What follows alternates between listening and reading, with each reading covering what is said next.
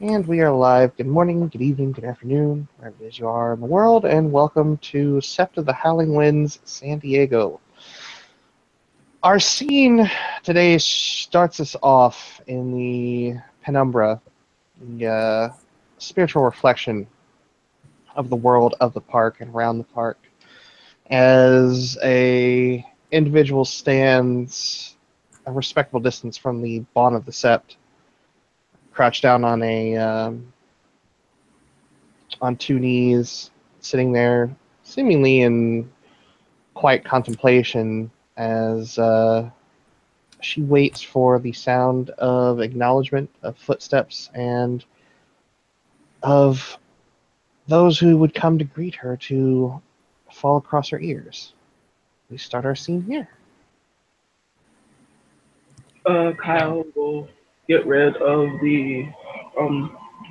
put down his various tools as he's been fast at work on a project, placing them down.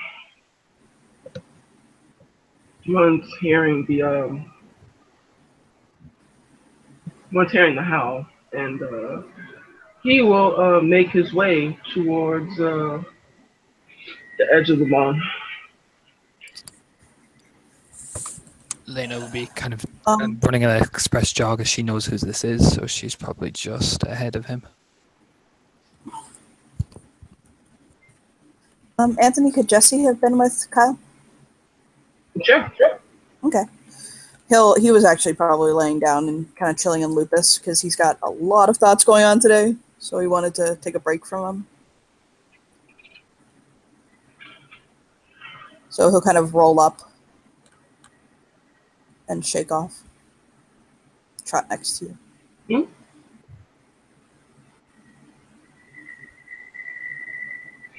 So as Lena crosses over the Bon, sound of footsteps following close behind her, this individual will open up her eyes, and as she looks up, there's just this single curve upwards from the right side of her mouth as she stands up and looks over at Lena with a smirk and takes a few steps forward.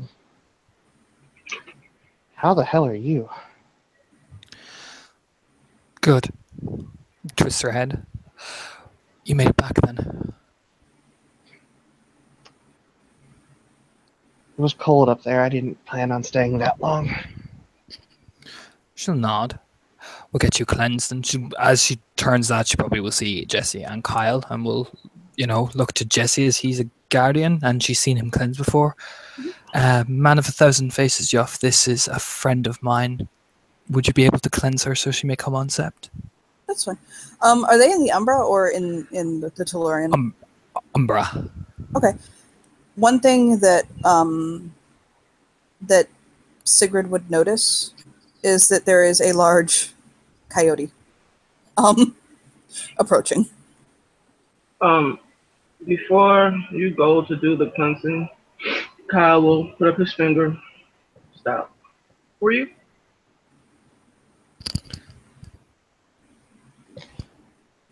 Sigrid will Which one? Both of them. It's a very who are you? Oh. Lena will kind of stand forward, stand to attention. Lena, brooding sorrows, Trimbenson, Cleath of the Nation, Ragabash, Get of Fenris, Guardian of the Sept. I do not believe we have met yet. Bleeding fire, 1 and 2 legs, crescent moon of the children of God. Boston of the nation. Yeah, the neck will just tilt slightly to this, exposing the throat. Jesse will look up at he'll look up at Kyle with kind of almost an amused coyote-ish grin, and he's like, "May I continue with my duties, Elder?" 1 second. He'll just fall back and flop down, like, "Why?" I'm more than happy to let you do it. Just let me ask the necessary questions. He'll give him he'll snort and be like, "I'm the guardian, but I ain't gonna stop you." Kyle will look over at Siegfried. Sig, was it? Sigrid. Sigrid. Um, at hearing that the name given, or at least the title given, included Foster, and she will expose throat as needed and wait for a sufficient sort of nod or signal of acknowledgement. He'll acknowledge you. And how long are you going to be staying here? As long as my services are welcomed. I am Sigrid Waldenkrieg, deeded strides through atomic fire, Theurge of the Fenrir, one on legs and cleat. Alright. And then he'll look back at Jesse like, okay, that's all I really needed. He's gonna shake his head at him. He'll as he's kind of laying on his back in lupus, he'll kind of roll up, and in rolling up, he'll shift back to Hamid and stand up and kind of shake his hair out. Jesse is a Native American man who bears a good amount of Octana purebreed. He appears to be in his late 30s. He has a pair of sunglasses on, even in the Umbra. Very similar to the ones he's wearing in the picture. And he'll kind of shake his hair out and give Sigrid a respectful look. And he'll say, Jesse Steele, man with 1,000 faces. I was born on the 2 legs. I'm an Octana. Galliard of the people and guardian of the Sept. So if I may be allowed to attend to my duties, he'll kind of go to her like, am I good now? Am I good? Mm-hmm. He'll kind of just give him a smirk, and he'll look at her and say, "You got any business following you?" Business? How do you mean? Baggage? Anything we didn't know about? He'll kind of like, any Banes following you? Bad blood back home? Kind of wave his hand as he's starting to prepare the rite of cleansing. Well, there are fair many enemies for Bloodfist, but I don't think any of them were able to cross here via Moonbridge. As far as I know, there's no one following me. Yeah, well, the Fenrir here are good at handling their business. Let me rephrase that. Leave it to them. Question. While you are here, will somebody from home come here to challenge you for various things? Do you have an illustrious past? No. Okay. He'll nod.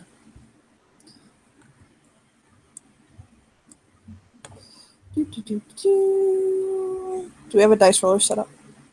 Oh, shit. That's fine. I just need to roll for the rite of cleansing. He'll light up a sage stick, and rolling in the right game would help. He'll light up a sage smoke stick and pass it over her with a black feather, kind of dusting her off as he very softly chants in a native tongue.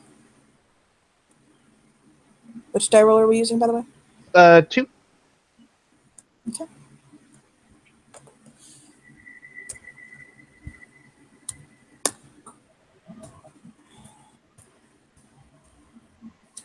That is not my dice pool. Fucking god.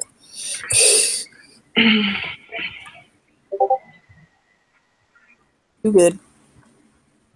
He'll give her a gentle kind of smile, nod his head, and step back. You cleansed. You freed into Sept. And Sigurd will simply nod and reach down, and she pulls a tin from the bag that she wears around her shoulder. It looks like could be an Altoids can or like an old snuff can. It's just a nondescript can, but she'll reach down and she'll scoop out a handful of dirt and place it inside the tin, and then seal it up and place it into her bag. She will then run her fingers through the dirt and rub them together and stand up. And she'll offer a courteous smile to Jesse and Kyle. And then she'll turn her turn her gaze over towards Lena and simply smirk. So I find you halfway across the world, in California of all places. Sept said I needed to come here, and I obey. I'd expect nothing less. Caught me a bit off guard, though. Wasn't sure that we would cross paths again without us actually exerting effort to. She'll nod and kind of gesture him to follow, kind of gesture her to follow and kind of trot in beside her and walk with her hands in her pockets. So, did you bring any war things back from the glowing sea? The only thing I brought back from the glowing sea, aside from a handful of my comrades, was a talon which was quickly given off to those far more skilled than me, let's say. Nods. Keeps walking, lights a cigarette. There's a number of get here. There's my cousin, and there's one from Sentinel, if you know that Sept. I've never been to it, but I've heard of it. Yeah, Skolson, to give her a very serious look. The look of sort of a nod, and she'll kind of look over at Jesse and Kyle. And this lot, have you seen them in a fight yet? There's a lot of them. She'll just nod, Jesse gives you an amused look. Not Jesse, Kyle, actually. I'll let you play your character. You can play my character if you want. That's a lot of baggage to deal with, honey. But Kyle will give you an amused smirk. Actually, there's something I'd like to show you. I'm not sure if anybody else showed you, but I guess we can take time out of our out of my day. This way, as Kyle will start leading you towards a very elaborate log house. Oh yeah, no, you guys were here for that. Sigrid will just kind of look at the log house, like cross her arms and sort of look over with it and kind of give that, that sort of approving, Yeah, then he'll just nod like, huh, yeah, cool. No, this is a shrine to Great Furnace. He himself came here to bless it. And that right there is the head of a thunderworm. That was my Foster challenge. Does that answer your question? I believe so, Raya. She'll nod. You hunt this yourself, you said. You're going to turn around looking at Kyle. On your own or with your pack? I'll let the mission. She'll nod. Look over at Sigurd.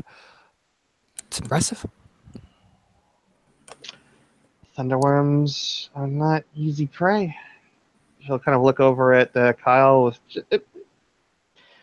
what amounts to an impressed look. I mean, there's no other way to put it. So yes, the Theurges here, I would say, are more battle-torn to deal with threats. I see. That is the level of what we expect for those that speak with spirits.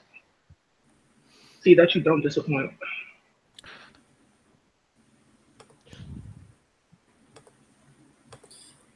Jesse will look at Sigurd and say, "Are you a Godi?" She'll offer a nod.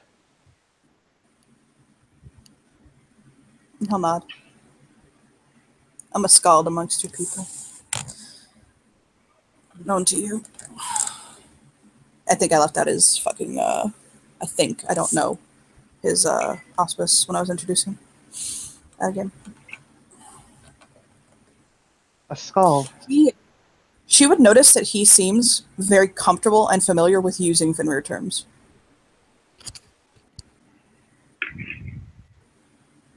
It's something he speaks with confidence.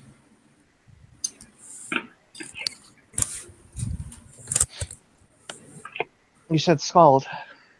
Mm-hmm. You're a child of Octina, yes? No. I am from the Sept of the Unbroken Accord, from Florida. It is a Octana get a Fenris Sept. So I was fostered among the Fenrir.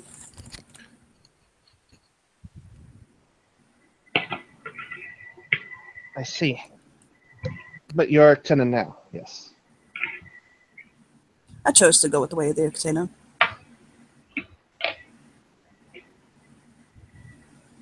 I had considered joining under Fenrir, but he'll shake his head and shrug.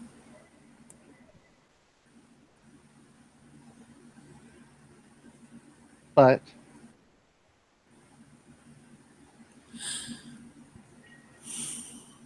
He'll consider a moment. With my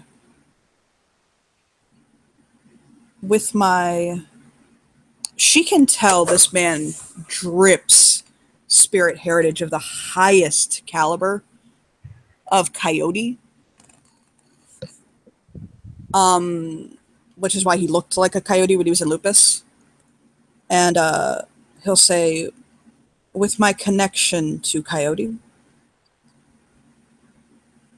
I was called more to my native blood and to the tribe of my ancestors.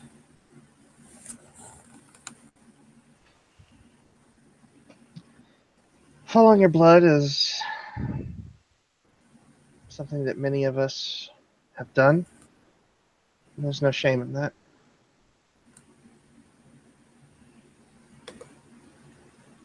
It's good to see that there are galliards among the Sept.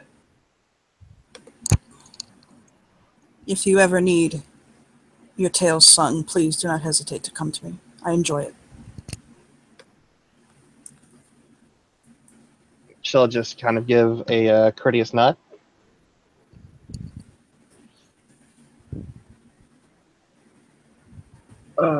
Kyle, noticing the lupus at the edge of the step, will kind of just wave her over. Kate will pad over in lupus form. And she nods to Jesse and then Anthony and gives sort of a more solemn nod to Lena. And she just sort of crouches a little bit, exposing her throat. Yeah, Lena folds her arms, staring approvingly. It's like, yes, you actually listened. Stare. Yeah, she stays there. This time.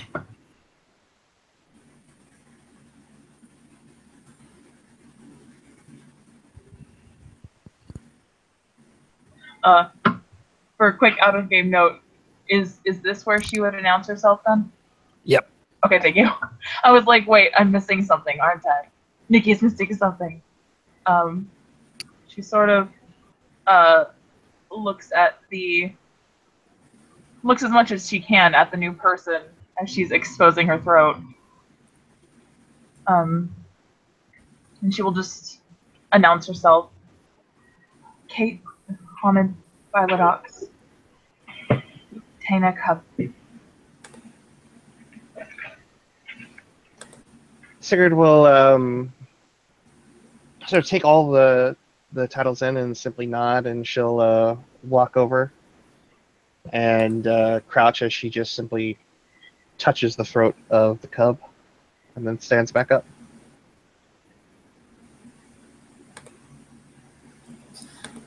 Jesse will smile at her fondly, like watching her kind of. He's proud of her. She sits up and sort of looks at him curiously.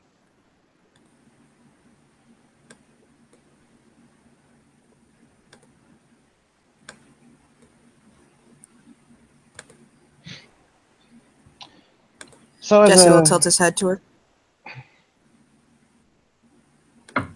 I just came over to meet the new person. That's all. How could you? He'll smile at her like, and he'll just She shake sort it. of snuffles at him, like lovingly. He'll wrinkle his nose at her playfully. Look at Sigrid, and he'll kind of motion down to Kate, and he'll say, "This is my daughter." look between the two of them and offer a smile. Kate. Kate will smile back demurely. Just, still kind of looking you over. Not like physically walking around you or anything. Just, taking in the presence of another person.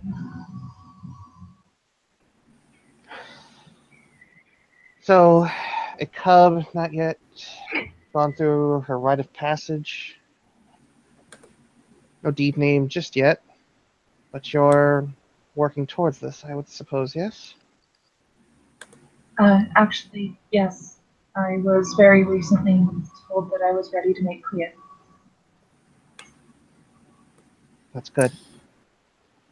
Every cub that makes it to their rite of passage and beyond is another boon for us.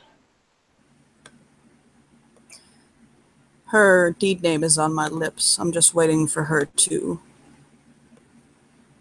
go through her rite so I may speak it.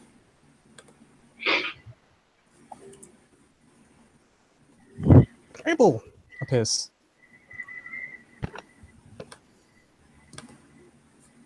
Yep, literally spontaneously appears. He heard a howl. He's all like, he was probably on the other side of the set. Lena gives him a big broad smile when he gets over. Then okay, Carl, Jesse. New person. Strikes through atomic fire, am I correct? Sigurd will offer a nod, and she will look over at the newcomer, and so I don't have to go through it again. She will simply just spout off her name, deed name, auspice, rank, and breed, and of course tribe.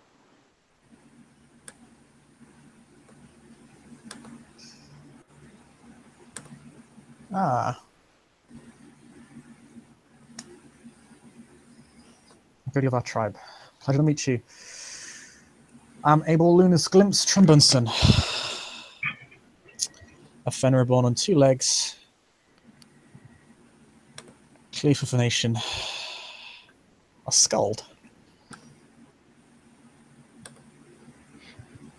And she will offer out her arm, not for a handshake, but for the sort of grasp and shake, like partway up the forearm. Yeah. Abel knows this, and he takes it. And she gives a fair squeeze, but looks him, in the face and simply gives him a toothy grin. Skald. Very good. Very nice. Hmm. And Your deed name interests me. You must tell me to tell sometime. It would require a drink first, if you're not opposed. Like, are you seriously asking a Fenrir if he's opposed to drinking? Well, It's liable. I think as much usually, but I don't like to assume. Fair enough. Abel usually can't keep up with me anyway. Lena just smirks. Oh, please. Jesse smiles at her. She speaks the truth. 3 days and nights of revelry when I met this one. Seems like a lifetime ago. Ah! Lena, you know this one. She nods. She came through my sept a while back before I came here, actually. She was heading towards the glowing sea up by the sept that stands against it. The glowing sea. What's Even that? it makes a great deal more sense. There's a hive. She'll look at Jesse.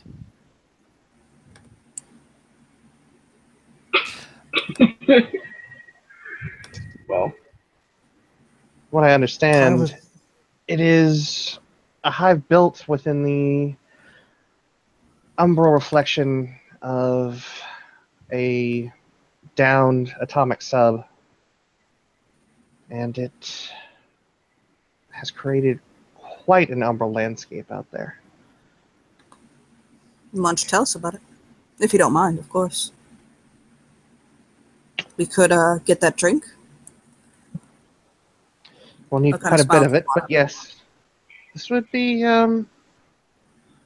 agreeable.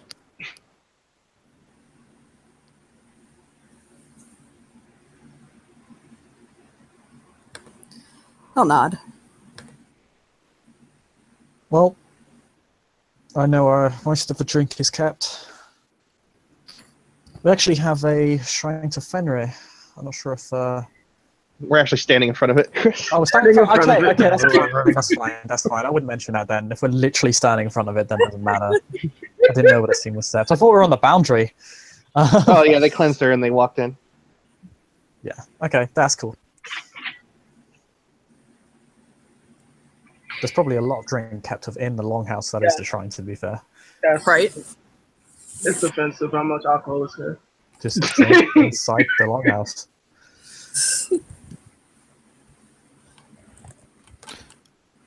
Well, if you wish we could drink, then Abel can tell more of his stories. I haven't heard Abel tell. I haven't had the privilege of hearing Abel tell any tales yet. Tell us a good story. I'd love to. I'd love to have the chance.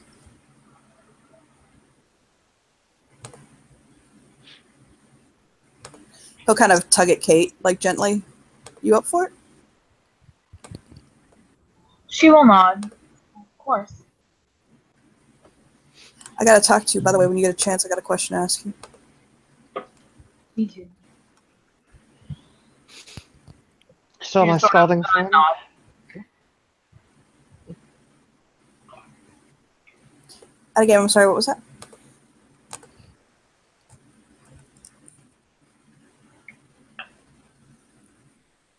We speaking to Sigurd or Kate there? Sigrid? I didn't hear what Sigrid said. No, I kind Did of walked over to you and I walked over you on the thing. So I don't think anybody heard what you said. You cut yourself off at the last bit. Yep.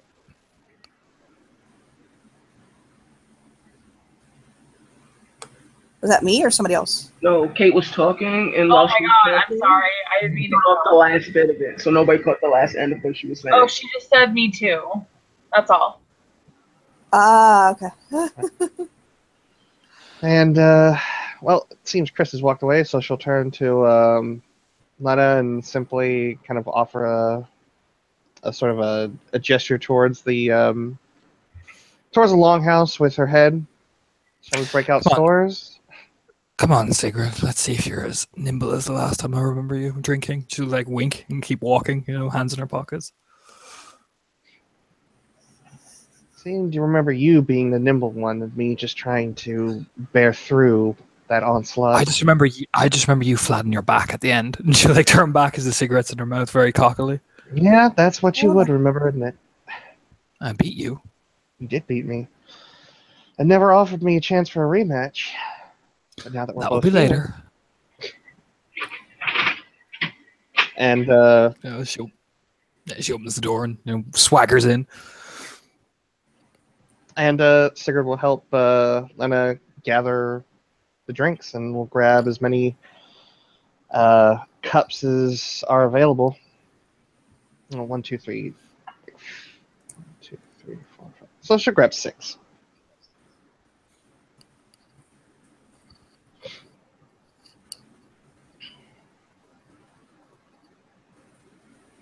And she will bring them out, and hopefully Lena has the good drink.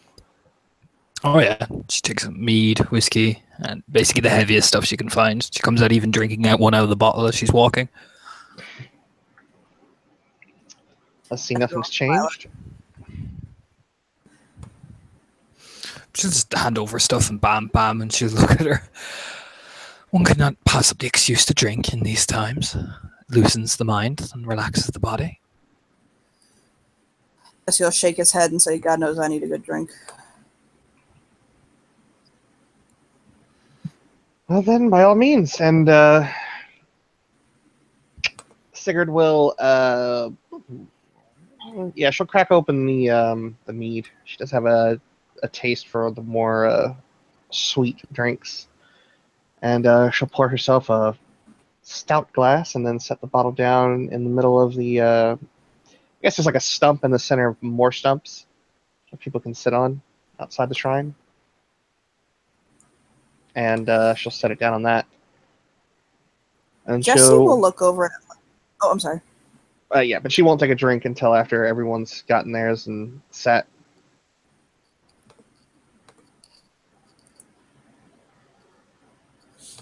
Jesse will look over Lena and just kind of with a quiet face, like and demeanor, he'll kind of tilt his head and he'll say,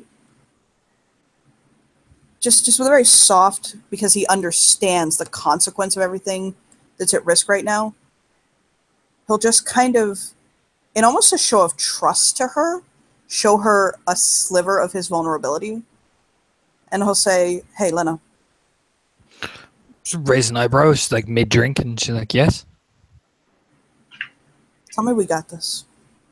We'll be fine. She'll pull the hair out of her face. Just play it delicately, and everything will be fine. He'll nod.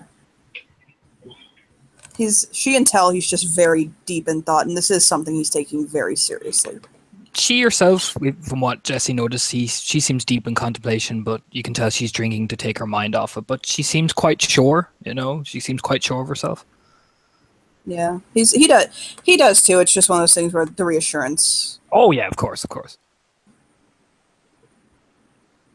But he'll give her kind of a friendly smile and just kind of drink. He'll look at Kate and he'll say, there's been some progress on the situation with your new little sister. Oh, may I ask? No, we're just pulling things together, getting on the same page, making sure that when we take our steps, we take them sure. Ahmad, Lena's putting a lot of good work into this. I have made plans to go and check on the gallery side. So that'll be done soon, maybe in the next few days. Make sure when you get that, you get it over to Lena, okay? She nods, of course. Nods over to Lena. She tips her, drink towards them. I'll have my sister Freya relay anything as well once I get all the stuff together in one big file. I'll make a copy. I'll nod. Once I figure out the computer magic. She says as she's drinking slowly, I talked to Nick, and what we're gonna tell Erica, he agrees with. He's good for that. She'll give a thumbs up. It's a good plan. She'll look over at Sigurd, who's probably looking at her, and she just gives this "I'll tell you later" type stare, Sigurd assumed as much, so she's not. She just has like a eye over in that direction, but she's mostly seemed to be very into the large cup that she is drinking out of right now. In fact, actually, she'll look over at Jesse. Maybe you could have Sierra, Raya meet up with Sigurd as they're both Theurges. Maybe bang their heads together about what you talked about earlier. Sure, yeah, it's probably a good idea, to be honest. Actually, does. Smile. Wow. He'll kind of like smack his forehead and like look at Sigurd like, we're about to walk a fucking Godi onto this Sept. He'll say, "Do you mind if we talk to her about it now? I mean, is this a good time or?" She'll look at Sigurd. They're about to. There's she'll just say there's some serious business involving our tribe. Would you mind listening in and giving your opinion?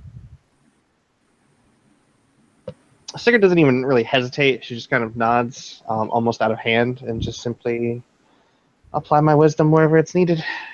See if it helps. Lena just nod then at Jesse, like, with her hand, like, go ahead.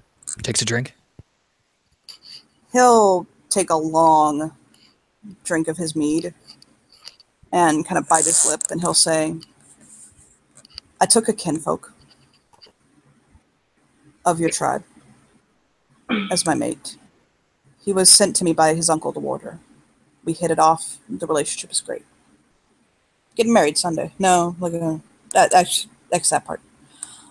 He'll say, he confided in me that he had been married before, mated, and that his mate took their daughter from him because he was gay. That she found this to be toxic and she didn't want their child exposed to that. She abused him repeatedly throughout the relationship, made him... She can tell he's getting angry and pushing it down.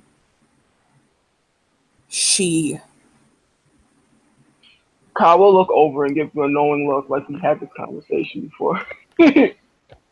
He'll just kind of look at him and give him a nod. She made him portray the relationship as happy when he was anything but.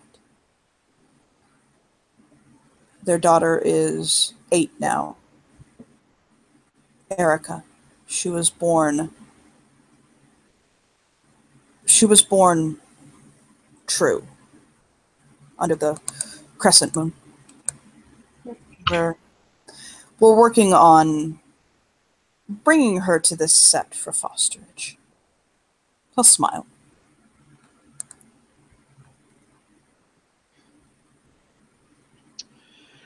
Sigurd will sit back and she'll cross, one arm over her stomach as she taps her foot, and she sort of just very slowly kind of moves her wrist with the hand with the stein in it, sort of swirling the liquid around in it.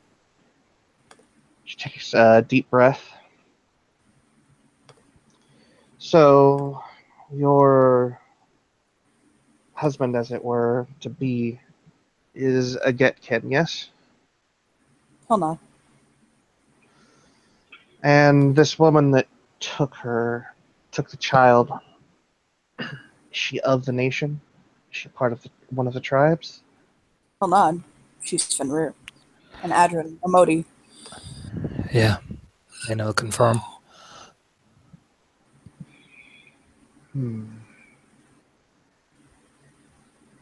No Philodox.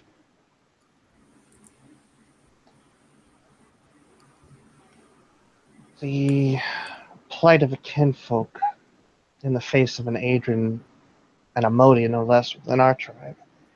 And so when she says our tribe, she'll kind of gesture over to Lena.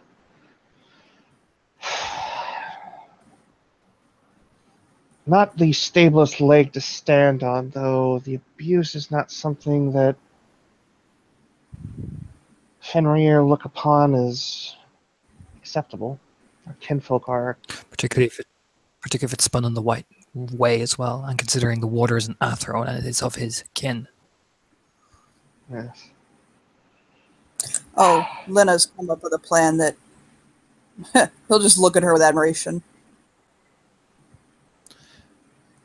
We intend to make her challenge him. It wasn't just me, Abel, and Cole, the other Get members came up with it as well. Cole, I believe, is probably talking to Punches as we speak. We're going to set it to our terms to balance it. A story so fine and so horrid that for Fenrir pride, well, what would you do to that Adrian who showed herself so disgracefully?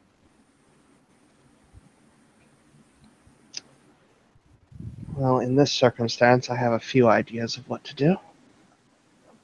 She'll nod, and actually, when Abel comes over to her, she will hand him a piece of paper with all the info on it and give him a smile.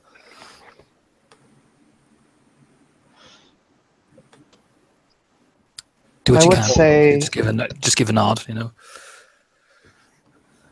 I would say, as your position as a Rothgar, you would definitely be the one to take the lead on this, I would assume. We're headlining it politically. We're clearing the red tape. He is the one to click her fingers over at Jesse, who has the grievance. So if she's challenging him, then it must be him alone who needs to be challenged. She'll I take have devised a challenge I think that you will like, Lena.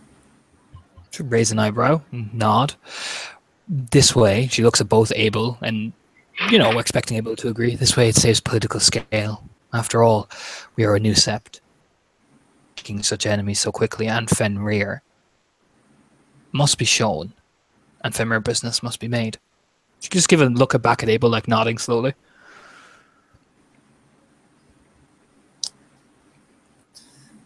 Do you want to know what challenge I cooked up, Lena? Let's hear it. Takes a drink. There is a gift among my tribe. Although not applicable in this situation, it inspired me. It's the one that allows you to, in layman's terms, breathe underwater. Move with grace and fluidity. He'll kind of bite his lip and look at her. I'm going to challenge her to survive the Blood Eagle. Dana stops taking a drink, puts it down very steadily. Wipes her I'll raise face. an eyebrow, like, oh, okay, so this is what we're doing today. Looks at the other. He takes it before she answers. She takes a glance at the other two, and see how they react to it. Sigurd's eyes have narrowed considerably, and she's just sipping on the stein. Little kind of raises an eyebrow, not necessarily comfortable with the notion of his Fenrir abuser still tribe mate being killed. So he seems a bit doesn't hide that. I learned a way to control my pain from the Fenrir teachings that I was gifted with.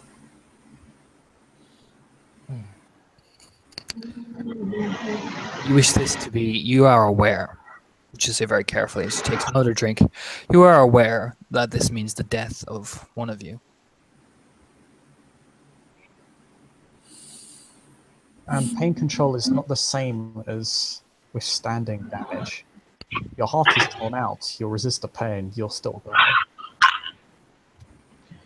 More importantly, she'll lean forward, take one of her legs, and place the ankle up on one of the other knees.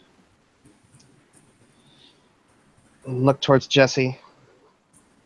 You do understand what an Adrian Modi is, the kind of beast that you're going to be throwing yourself up against. That's why I chose that challenge. Rub her chin. You have a Is it handicap to the for this death? challenge? That first. Yeah, but you should wait for Abel to speak first and answer, and then do Okay, her question. well, You go first, Chris. No bother. and we'll just say, well, do you have a handicap for this challenge? Or I guess I'm more curious in how you intend to win it, because I'm assuming if you've chosen this challenge, you have a plan to win it, obviously, because otherwise you wouldn't have stated challenge. Because I need to know this is going to work. Otherwise, that child remains in the hands of an abusive parent. Without the need for oxygen, without me suffocating, which is what would be the death of one in this challenge. You said that this gift of your brood allows you to breathe underwater, correct? Yes, which is why the gift would not work. But I'm going to ask my Theurge companions to help me to find a way to make it suit our needs.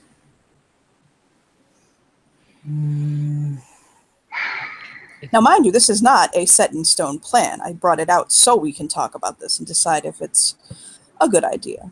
There's a part of me that I wants was to going make to say us... it depends on the falsetti, because if this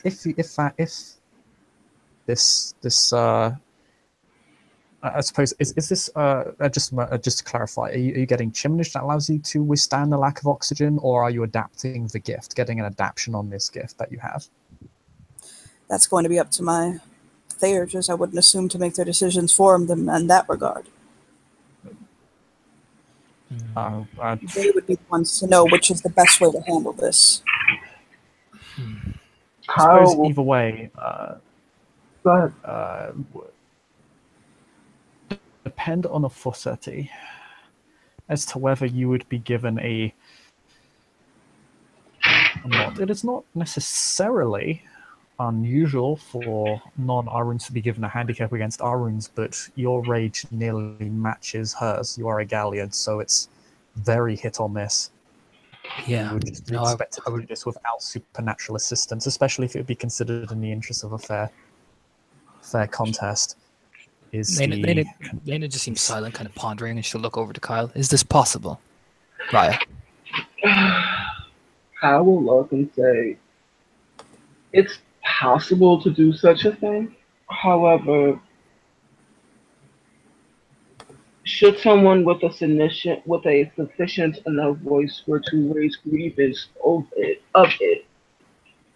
this could very easily turn into scandal. She'll nod, agreeing. There's falsetti in question is not told and then finds out chimnage or gift use was involved, then especially if Adrian dies, then we're looking at war on this Sept. Yeah. They would Well, consider an unfair here's contest. the deal. If I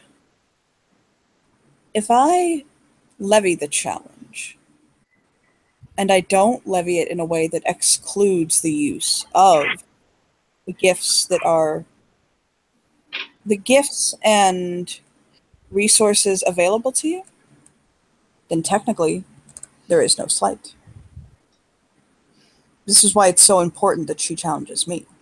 I'm so tempted to be. I'm trying to stop myself from bleeding into a Philodox. Okay. So,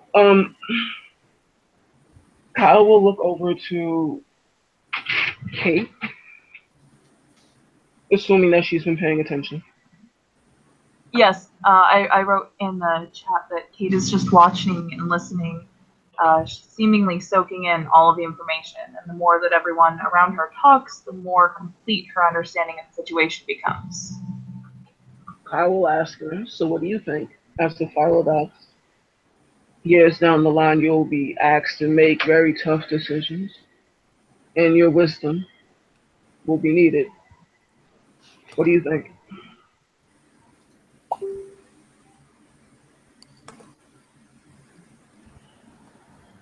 She takes a deep breath and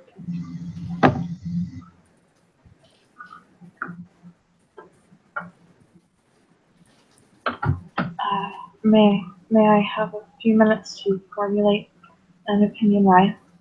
Mm-hmm. She nods and falls silent, and it looks like she falls deep into thought. Sigurd will take a long drink out of her cup, and she'll set it down and refill it, and take another drink out of it, and she chews on her lower lip for a moment, and then looks up. That is your prerogative if you are the one that's challenged, of course, to set the terms, but I can tell you that Modi are very adept at healing their wounds. adapting to being injured beyond the scope of what most Garu consider survivable. You don't get to Adrian in our tribe without good reason. Exactly. You could be walking yourself right into a fight that you are not capable of winning. He'll not. And while I can understand your dedication to your husband, she'll kind of shake her head. I would say that you would be better off thinking of a better strategy. This one will likely get you killed. And then we're out. Another Garu on this sept.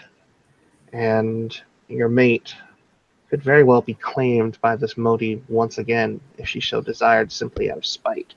And very few of us could stop us apart from punches, I reckon.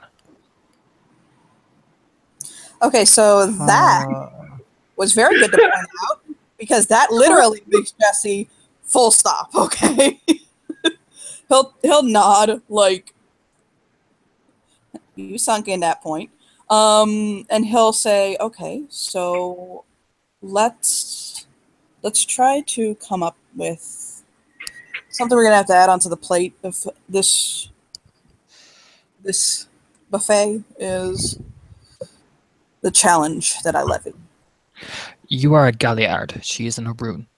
Mm-hmm. You have strengths that she cannot use. Despite her experience, you have a completely different auspice to play with. The idea of getting her to challenge you is sound, because it dictates your terms. You, however, have to think of something that only you know that she would never know, and challenge her with it. He bites his tongue so hard, he actually nips and makes a little bit of blood, like kind of, he bleeds a little bit. Yeah, think of it strategically. Examine her strengths, examine yours, and examine what your weaknesses are and what hers might be, or hers are likely to be. Here's a thought. I'll look at Kyle. How about this? Are there any stories of her exploits looking to Abel and to Jesse? That is something I have been looking into. I have yet to get a response back from my contacts. The name should help, probably Abel as well. You know, should point at the piece of paper, because your one's name is on it. I think I do need to take a moment to commend my kinfolk for the strength he has shown in addressing this issue. Kate will nod. There's also one aspect that no one's brought up, but considering we don't have a Forsetti here, it's understandable. You are 2 ranks lower than this Modi. She is under no obligation to accept your challenge, and while it is maybe not necessarily the get way to turn down a challenge, it could be done. In which That's case why you we get are... her to challenge him. That's why you get her to challenge him, Sigurd. Yeah, that's the and that's paramount in any plan regarding this individual. She has to challenge him, and be so annoyed that she would engage in challenging someone far beneath her rank, because otherwise she could just quite literally just blow us off and not care at all. Yeah, and probably would. I know I would. Oh, I'm sorry. You need to play on her. You need to play on her being a ruin. That's what you need to play on. She doesn't have a temper. She will. She'll not. You know. That's also what worries me. I know that the spirits are satisfied with the tales of my contemplative nature and of the honor that I have shown. I know that they would like to see. They'd like to see me wet my claws a little more. They want to see me. Frankly, I need to get out and wet my claws a little bit. Yeah, they'll probably all get to that side. It'll probably be like a subterfuge role for me. Yeah. Abel, I think what's his subterfuge rating? That's pretty high, actually. I will Pretty say enormous. that you're, though I admire your resolve, How is my freaking sheet? Get are definitely known, and Agent at that are definitely known for their battle prowess. For you The to, Raya speaks true. Should nod. We need to take this. So what you're saying, what I'm feeling you're saying to me, is that we need to take this outside of the realm of the physical, and not make it a combat. that would be the last. Oh god, no, you would absolutely lose. That would be the last thing you want. You stand no chance of winning a fight in combat against an Arun Fenrir as a Utena, a Galliard, clear few. Any situation in which you would win, unless you were given unless you're basically given a silver weapon as a handicap, and even then, It'd be like dropping Fenrir a watermelon are- from a second-story window. As I said, man with 1,000 faces, Jeff, you need to put the place on your terms. That is the way you win this. Maybe Gamecraft? Gamecraft could work. Of course, it's possible. She's prepared for challenges outside of combat. She's probably aware of the major and several challenges outside of combat in the past. But is she aware when her temper is provoked? That's the problem, though. If her temper is provoked, you may elicit the response that you definitely don't want, and then you're fighting either way. And I can tell you, I've seen it happen. And Adrian Modi, in the throes of a berserk frenzy, we would be lucky to be able to defend you if he came at you full, or if she came at you full bore. If she frenzies, then I win. If you're in a You win. challenge, and that's one of the terms of the challenge, some challenges do allow for frenzies. You win, you certainly do, but how are you going to collect your prize if you're dead? This is Stepping also into true. the Umbra. He'll just shrug. How Here's the strong thing. is your gnosis if that's going to be the case?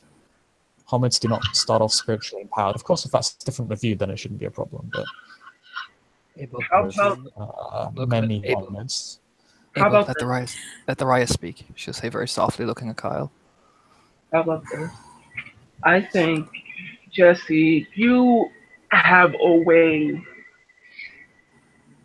of explaining things that no one else can, right? So how about this? As soon as this tale to stoke this Adrian into a fury, essentially, and the challenge is provoked, why not challenge the Adrian to show their devotion in a way that isn't combat? To show that they are that the Adrian question is indeed honorable and that this tale is a fabrication. That's not a bad idea. Yeah, he actually looks impressed at Kyle for that one. Kate will smile. So in that case, you would be able to. It's a challenge to see who could essentially tell the better tale. If somebody is a Adrian Arun, it's assumed that they know how to fight. But making it to Adrian, you have to do more than know how to fight. I would assume, looking at the other get. Sigurd nods. So what's being suggested? Abel asked that, but also because Anthony cut out a little bit, it's actually missed the important part where you stated what the challenge would be.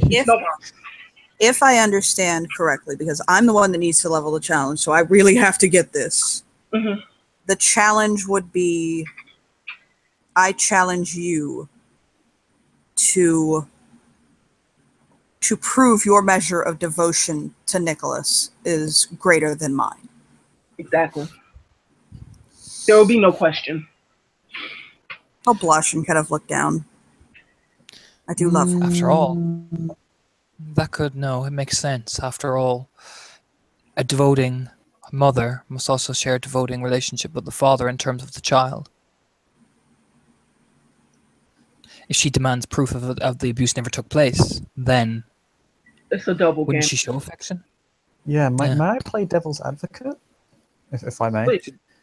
She'll incline her head at Abel. Go ahead. If I were a Philodox and I was so corrupt, biased, or this is just she's an agent. She probably has a reputation on her Sept. If she's one, it could be argued that challenge would be unfair for those very reasons. One starting off with an inherent advantage. One would assume that an agent would be able to lead and be able to show more than their fighting prowess. Are you saying at that point that agent can't? No, I'm suggesting that a challenging question is unfair because you're literally telling someone to it's a challenge over devotion to an individual, correct? Part of the job, if I'm not speaking out of turn, I'm not a Philodox, but one of the things to be an Arun are the battle leaders.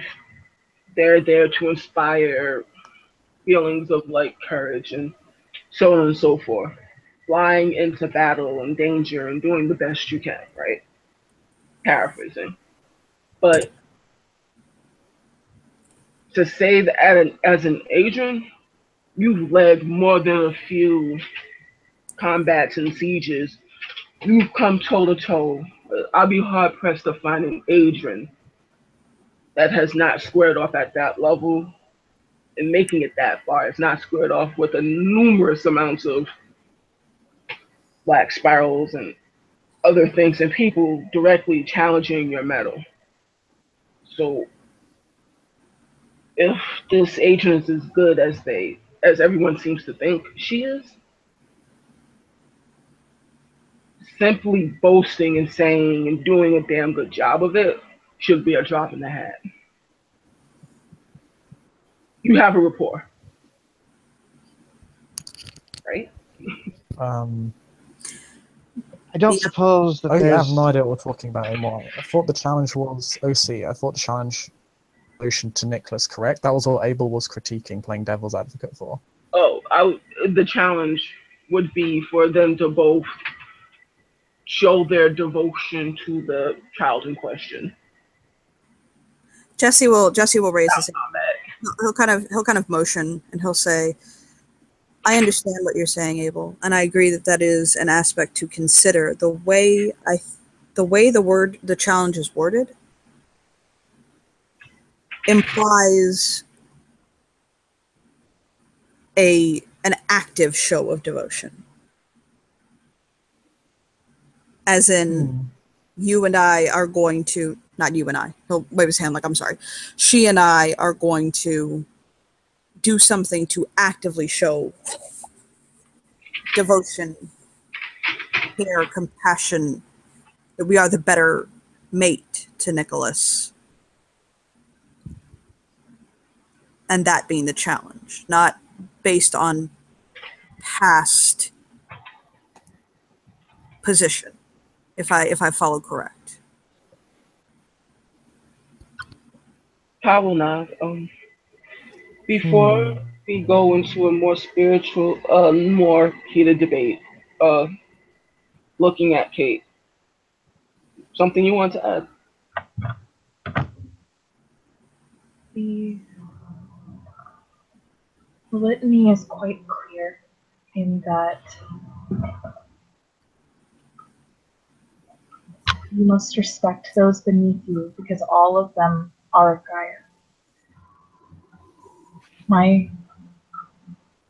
My view upon this is that regardless, and she gives Jesse like a respectful nod of how much you love him, or she claims that everything was fine. It's still been broken. And I think challenging her on that front to try and prove that it hasn't, or I think that the breaking of that should be included in this because it's serious. Who else is she disrespecting beneath her? How many times has this litany been broken? And she just sort of calms down a little bit, realizing she got a little bit passionate there. No, Kyle will nod at her like, you need more insight like that. Good The job. problem, Lena will say very evenly, the problem. It's a good idea, but the problem is Biolodocs of higher rank way biased and say that it is to would not use your kinfolk. That is my advice. I would pick something different. That has too much holes that can be poked into. I'm going to be honest, I'm beginning to feel as though we may need to. I don't know of any Forseti in this Sept. I may need to reach back to the Unbroken Accord and Sorry about see that. if we I could disconnected. possibly. It's fine. See if we could, as much as we're. You said the first time all of this was broken up that we need a Forseti's insight into this, and I'm beginning to see that. Although I agreed with you at the time, I'm beginning to see why. But I don't believe that there are any Forseti in this set. So we may need to contact my home sept because they know me. They know my habits. They know my history. And see if they could possibly visit and help us on that front with the challenge. Be mindful, though, of the nature of a Fenrir. Not handling your own affairs and having to call someone else in may not sit well with the Sept leadership, wherever this Modi lives. No, Sept would kick them out from their personal issue. She would not. Lena would actually nod at that. Yeah, they would. That's why I think piece together the challenge yourself with this Philodox, then present the challenge, and you never even have to know you met with a Philodox. It would be good to have someone speak out on your behalf. That is true. Moreover, if this is a challenge that he makes, and he stands on his own 2 feet and does it without much in the way of help from others, and as little gifts as possible, if he does succeed, the matter's dropped for good and all. Precisely. That's why I was considering throwing punches in there. He is an Athro. His authority will be respected. There is an alternative option that is not violent, but perhaps suits Jesse's skill set. It is the second most common form of challenge. A simple stare down. It involves no violence. The greatest strength of the Arun are moot here. Yet it is something I gather to be pretty good at. That can end poorly. He'll tilt his head. Well, in a stare down, if the loser frenzies, if the individual frenzies, they automatically lose, and then someone would have to intervene. We spun when we do it. I do. I mean, if we're going to account for frenzies in every situation, then we're not going to get anywhere.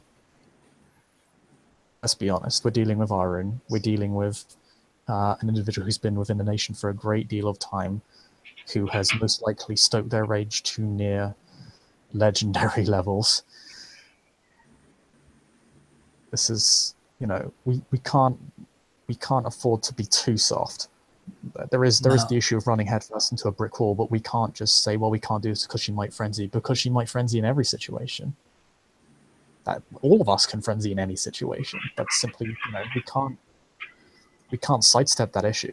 At some point, we're just going to have to confront it and account it for what it is. We can mitigate it, but we can't just ignore it or just walk away from every situation wherever there's risk. Abel's right. If you're going to do a stare down, account for a frenzy. We can spread that tail and have it done quite cleanly. But you have to take that risk. Abel's correct. She'll nod firmly. Staring down an Adrin. Modi. He'll chew his That's lip. one option. That's one option. If you don't think you can do it, then my advice, come up with a challenge that you know you can win. We will do the rest and make sure she challenges you. But come up with a challenge that you know. Nothing. I Oh, sorry. I believe that any man or woman. I believe that chance is always a factor, and therefore anyone has the chance to succeed in any challenge. I actually know a tale of a situation where I saw a Cleith one time for one day. He'll hold a finger up one day. End up the alpha of a Sept. It had been hot. It had been during a time of, not of war, but they were afraid of an impending war. And the alpha, I don't quite know all of the details. It was a tale told by one of the Fenrir in my Sept who had heard it from a Fenrir in his Sept. So it might even be anecdotal. But the Fenrir in question had been, it was a ragabash, and he had been mouthing off to the Jarl. And basically just acting an ass. And the Jarl threw down and told him that he was tired of it. And he lost his head and attacked the Cleith in question. The Cleith reacted, took to his war form, took to fight with him, and he won. By the tenets of the Sept, anyone who defeated the Jarl in battle was the Jarl. So the Cleith became the Jarl as an incursion set upon the Sept. Therefore, the Jarl could not be challenged in time of war. So this Cleith had to lead the Sept through the incursion. He'll just chuckle and shake his head. Sounds like the king. Sounds like the fool became the king and then became the fool again. I wasn't going to say that because it's disrespectful if I say it. But as I understand it, once the Sept came out of a time of war, which the Cleith actually did end up leading the Sept through successfully, he was challenged. Because of the circumstances, they made accommodations for him not to be challenged to the death. But for a moment, the Cleith was the Jarl. The Sept. I think it was a cautionary tale not to. I think it was a cautionary tale to not underestimate your foe. I'm not sure if it's true or not, but it's still a fun story. I will look over to Seems like a tell not to go after what you're not ready for. Yeah. That too. I will look over to Kate. Kate, you had something you want to add? I did. Let's hear it.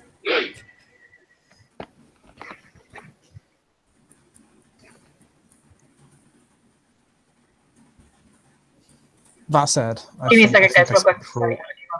No problem. Okay. That said, I think I speak for all of us, and I don't think any of us are willing to a child's future on the notion of luck. Okay, back. I think the thing with luck is that ultimately it can't be accounted for at all. Invoke the spirit to do it for you. But then we're going in circles. We get back to the political issue of challenge and gift use and a challenge. At the end of the day,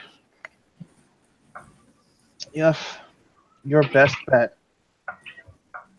whatever your challenge is, stand on your own 2 feet.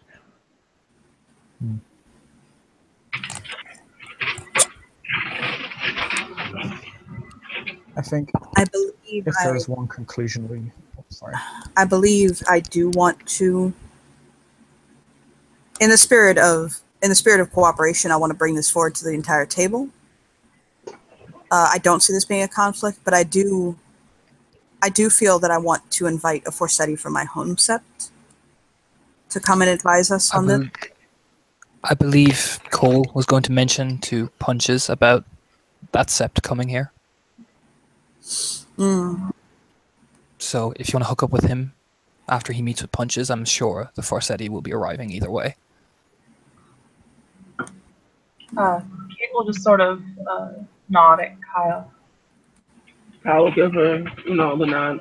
Go ahead, talk. I'm wondering if it might be a good idea, or if it might be wise to, at the very least, consult our truth catcher and master of challenges. If not, have ours consult her Septs and have them figure out something that might be fair as well as acceptable to both sides. Once you figure out the name, yes. That's a good idea. It's not a terrible idea. That's worth getting their advice on the matter, although I doubt they'd, because it's not a Sept issue. It's Yeah. It's a combination between personal and multinational political issue relating to a tribe. Also, they are, yeah. The Truth Cat, well, this is Fianna. That's more tribes into the mix. Kate will nod, like she hadn't expressly thought about adding Fianna to the mix.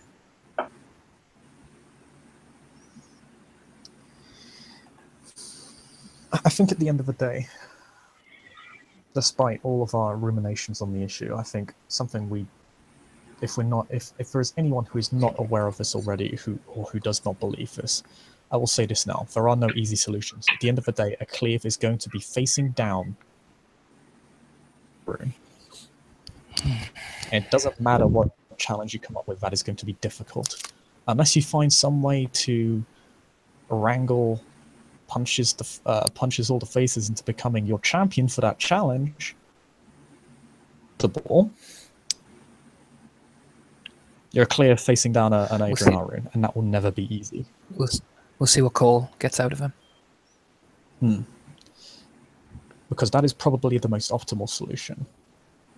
Because one, it's what would count as an audible challenge that's much harder to refuse. And because they're both Arun, it's likely it'll be a trial by combat, and it's one that punches a lot of faces is almost certainly going to win. I don't want, although I agree that is certainly a very valid and good solution, I don't want people to think that I wouldn't be willing to go to hell to pick up the brimstone to bring back if it meant keeping him safe. Which is why I said the devotion. It's up to you. The devotion may work, however, that could be thrown out quite easily, but it's not a bad option. My advice is pick your own challenge. Pick the one you're good at. Think on it hard, think on it long. Once we find the information, we can give you more on what you can plan for. We can definitely approach this right now as a fun conversation, as it were. But I'm gonna have to talk to a Forseti. Okay. I can't make any decision until that happens. But not to put a damper on this conversation, I am more than interested in hearing the stories of our new sister on how she got her giving. Yes. Abel smiles. He seems much more excited about this. It's like right up his alley. Yeah, Kate seems a little more comfortable with the change in topic as well. Yeah, Lena kind of looks at Kyle like, which one? Because they're both technically new. Well, looking towards Lena's character. Not Lena. Looks at Sigurd. Do you want to go first? Strides to an atomic waste.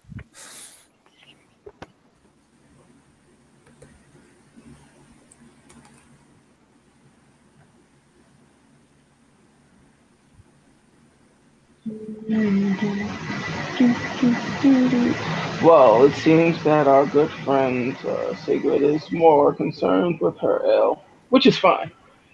Lena. She's just like sitting there, just taking it all in. Okay, fair enough. Show's on. So yeah, she takes in all the input from around the sort of the gathered circle, and she'll give sort of a slight nod. You have a number of decisions on your table.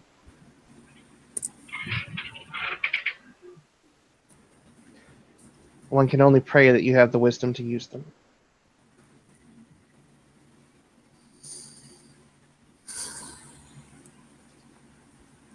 Although I feel that there are no shortages of spirits around here who will vouch for my wisdom, I do not like to rest on the laurels of it.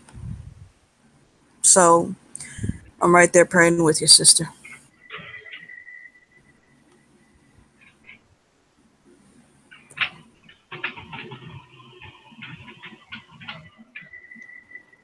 So, as far as happier topics go, this ale, it's rather nice.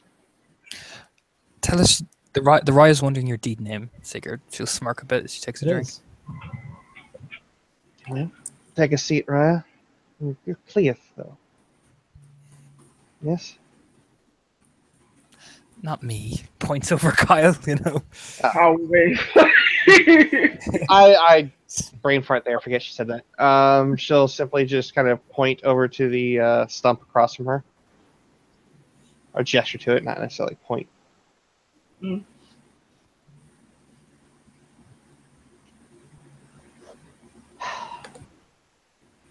It was about a year ago, maybe a bit more.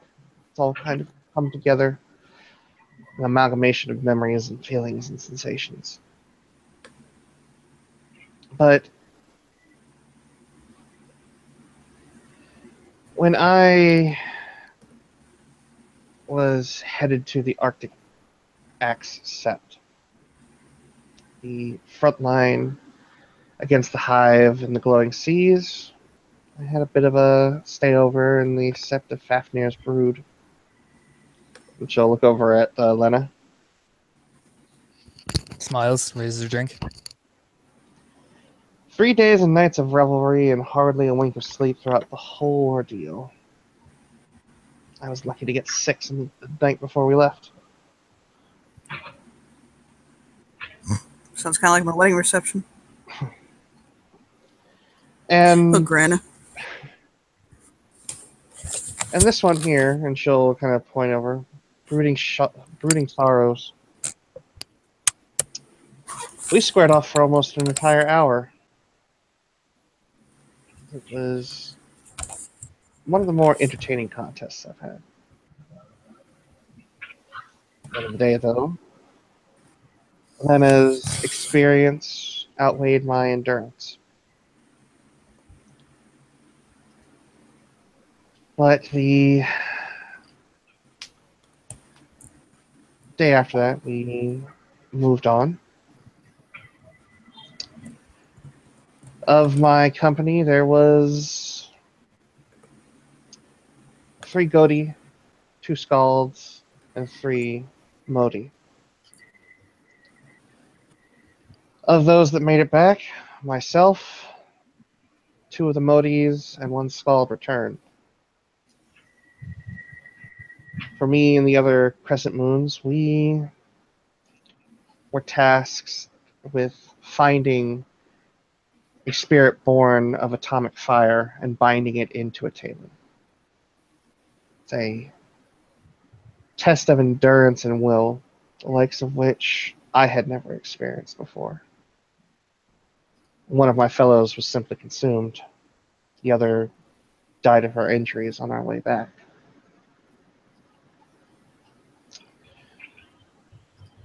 But the one that I did, despite it burning and trying to kill me from within, it was bound forcibly into a Talon. And as far as I know, it still remains there to this day, up in the Arctic Axe. But because those that witnessed the deeds saw me continue on my right in the midst of atomic fire burning around us in the penumbra, that is why they gave me my deed name.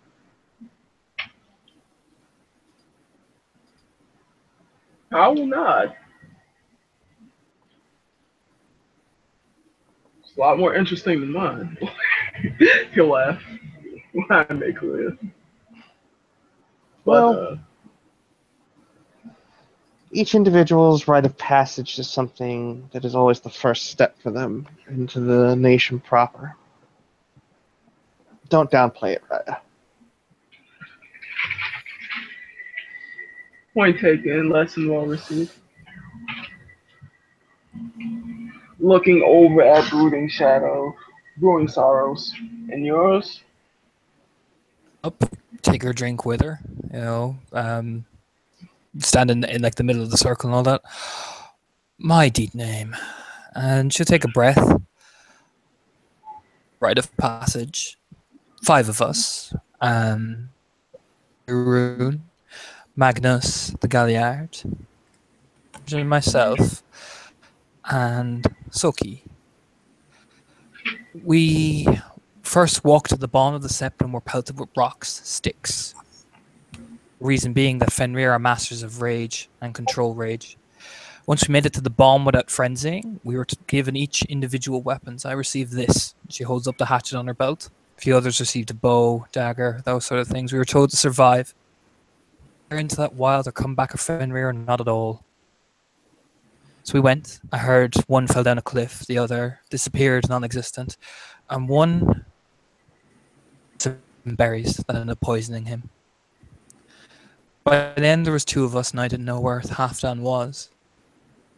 In the cold, and I heard a snapping and rustling, and I could smell them first.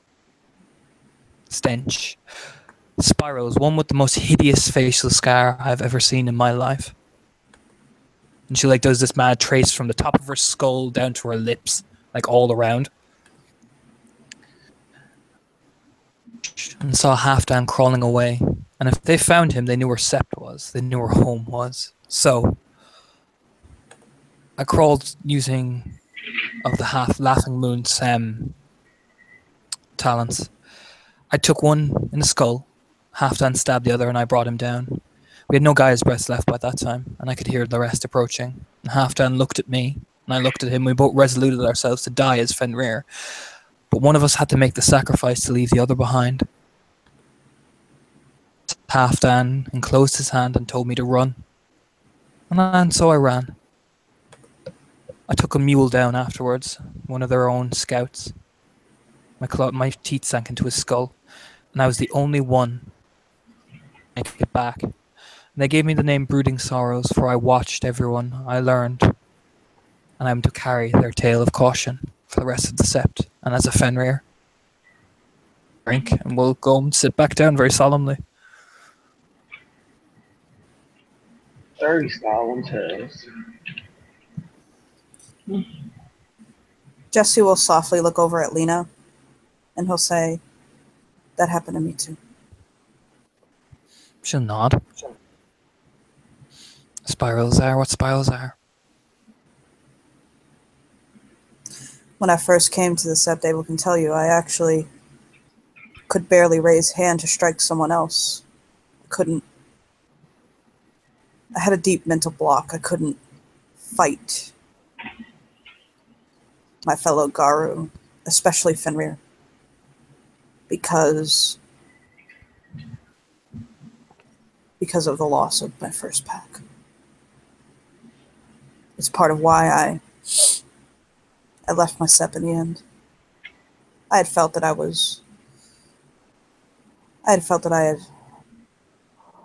wasn't growing there, and that it didn't have the environment to really enrich me for what I needed. But after I lost my first pack, couldn't. I realized it was holding me back too much, and I couldn't stay. So that's part of why I came here. The other part was his. And he'll kind of look over at Kate and stroke the top of her head. Well, Miss Coyote brought me to her.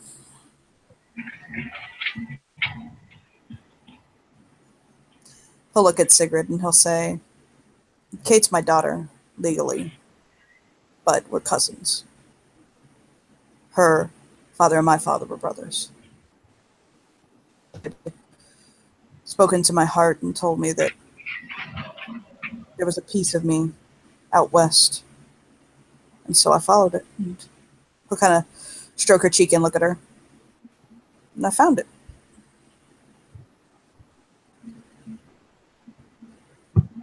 He smiles and looks really bashful.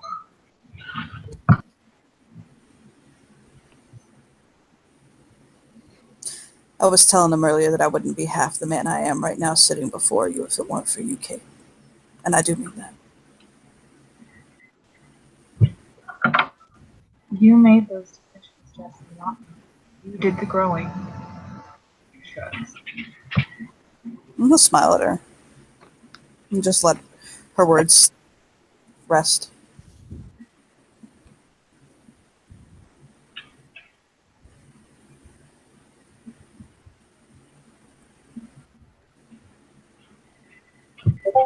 She's sort of looking around. She looks a little bit awkward, but still glad to be part of this group.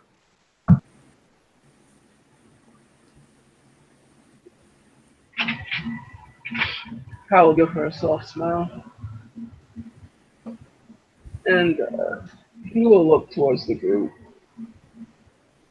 Give a sort of a half smile. He just drink his drink. Doesn't say anything. Jessie will actually kind of playfully grab her furry cheeks and kind of like press his nose to her like, ah! And he's like, you know what day it is, right? She will like playfully snap at his hand like with her muzzle because she's with it still. What? It's Sunday. Okay. Look, I am not hyped up for Jesus, okay? That means I can finally ask you the question I had to ask you. I have been waiting. You don't know how long I've been waiting. Oh my God. You literally don't know how long I've been waiting. She looks like her her eyes are like a little bit wide and she's like, okay. Okay, Jesse, you can ask. I ain't gonna ask right now. I want to see how long I can go. Okay, then wait. You can't tell me what to do. You're not a real dad. Okay, Jesse.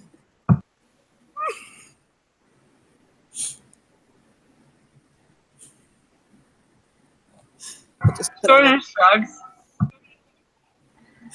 On that note, Kyle will look over at Abel and the rest of the assembled group. I have some work I need to finish, but it's a pleasure meeting all of you. And with that, he will make his way off,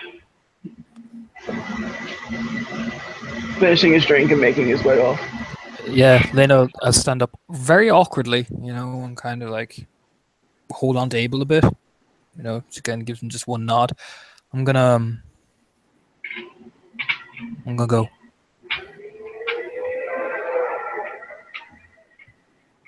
It was nice. It was nice seeing you again, I know. Ollie, and it was nice meeting you.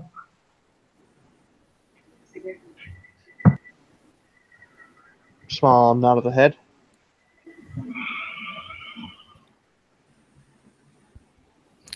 And Lena hugs Abel a bit too tightly, and we'll do the same to Sigurd, and we'll kind of stumble off, looking quite odd. Sigurd will finish off her drink and set the cup down and stand up. I suppose it's time for old comrades in arms, and tribe would like to go get better acquainted.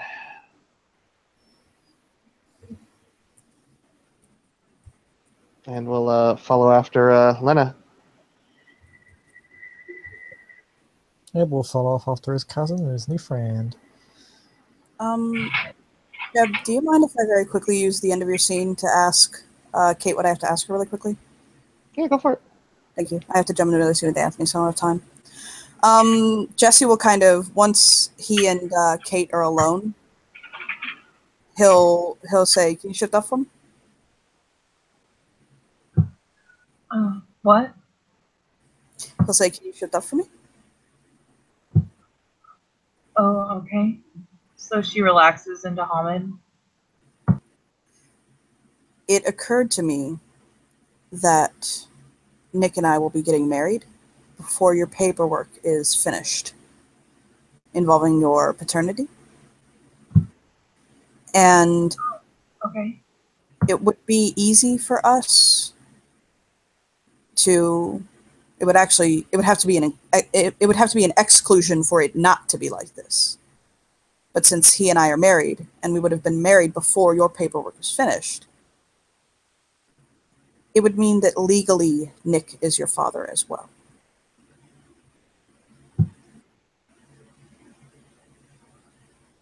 I see. So that's what I wanted to ask you. Do you want us to include Nick on your birth certificate and paperwork as your father, or do you want us to pull him out? No, it's absolutely fine with me. I would be honored. And kind of hook him. As long as the first name on the birth certificate isn't Catherine, can we just make it Kate? No shrug. Your name. She nods. Just gives him a small smile. If this is something that Nick wants, I don't want to. Of course he does. I don't want to make him uncomfortable. You're our daughter, Kate. Okay? And he'll wrap an arm around her shoulder and walk with her. Come on, I'm starving. Let's eat. She'll nod and walk off. There, that's all we needed. Thank you. And with that said, I think this will be a good place to call this a scene. Thank you, players, for playing, and thank you, watchers, for watching. We'll see you again very soon.